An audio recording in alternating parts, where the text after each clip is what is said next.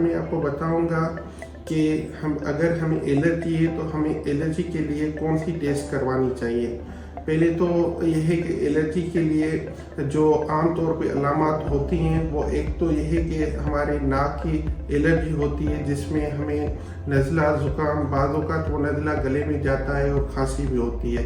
तो हम ऐसे पेशेंट के लिए कुछ एलर्जी की टेस्ट जो है ना तजवीज़ देते हैं। सबसे जो अहम टेस्ट है जो हमें एलर्जी के बारे में बताती है वो सीरम आईजी लेवल है। सीरम आईजी लेवल अगर हमारे खून में बढ़ी हुई आती है तो अगर कोई भी एलर्जन जैसे धुआं, मट्टी, डस्ट या ऐसी कोई चीज़ आ जाती है तो वो हमारे खून के अंदर जो आईजी लेवल होती है उसके मीडिएटेड हमारी जो है ना वो ट्रिगर करती है, जिसकी वजह से हमारे अगर नाक की एलर्जी है तो नाक की एलर्जी की वजह से नज़ला ज़ुकाम या वो गले में खराश है वो स्टार्ट हो जाती है। अगर बाज़ औक़ात लोगों को सांस की नालियों की एलर्जी होती है जिसको हम दमा कहते हैं तो वो स्टार्ट हो जाती है।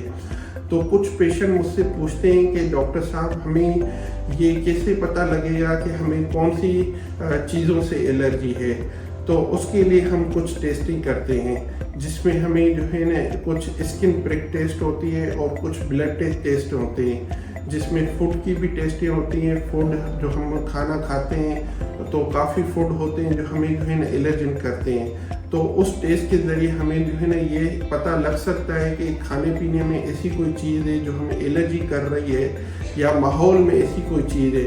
बाज़ औक़ात काफ़ी चीज़ें हमारे माहौल में होती हैं, जैसे स्पेशली जो मेरे पास पेशेंट होते हैं जिनको एलर्जी होती है वो है house dust might. House dust might जो हमारे आम तौर पे घर में पाए जाते हैं वो कारपेट होते हैं, सोफे होते हैं, पर्दे होते हैं, उनमें पाए जाते हैं। और दूसरा ये है कि काफ़ी और चीज़ें होती हैं जैसे जानवर होते हैं, केट, डॉग, कॉकरोच और फंगस भी हमारे घरों में पाया जाता है उनसे, या हमारी जो बाज़ औक़ात एनवायरनमेंट पे पोलन होते हैं उनसे भी जो है ना एलर्जी पाई जाती है।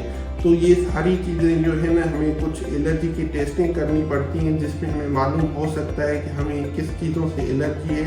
अगर एलर्जी है तो फिर अगर हम इन चीज़ों से दूर रहेंगे तो अपनी एलर्जी को हम कंट्रोल में रख सकते हैं। शुक्रिया।